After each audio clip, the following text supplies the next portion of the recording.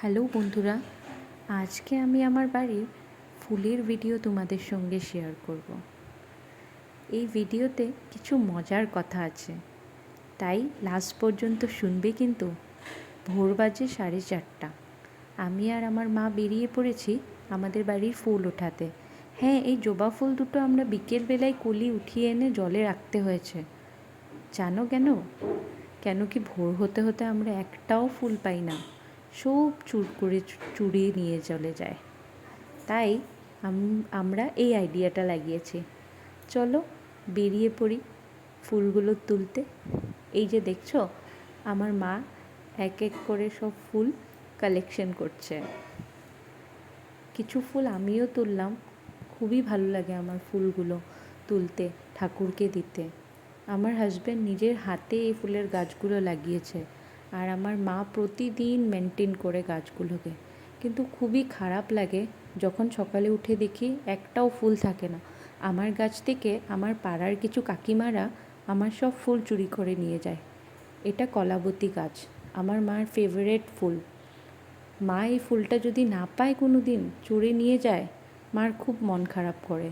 আজকে মা ভীষণ খুশি, এই কলাবতী ফুলগুলো মা উঠিয়েছে, বলছে লক্ষ্মীকে দিতে হবে।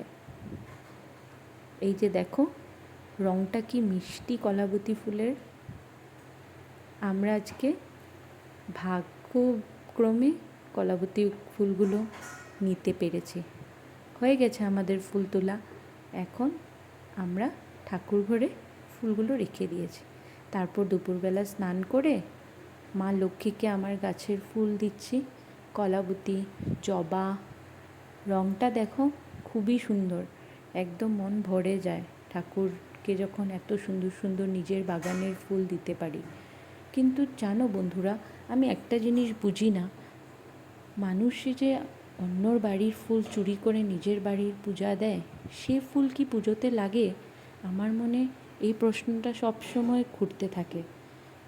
নিজের বাড়ির ফুল নিজের ঠাকুরকে দিলে যেটা শান্তি পাওয়া যায়, সেটা অন্যর বাড়ির থেকে চুরি করে এনে ফুল দিয়ে ঠাকুরের আশীর্বাদ পাওয়া যায় না, সেটা আমি মনে করি। দেখো আমার ঠাকুর কি সুন্দর লাগছে না দেখতে। আমার নিজের বাগানের ফুল দিয়ে আমি আমার ঠাকুরকে পুজো দিয়েছি, মন ভরে যায়।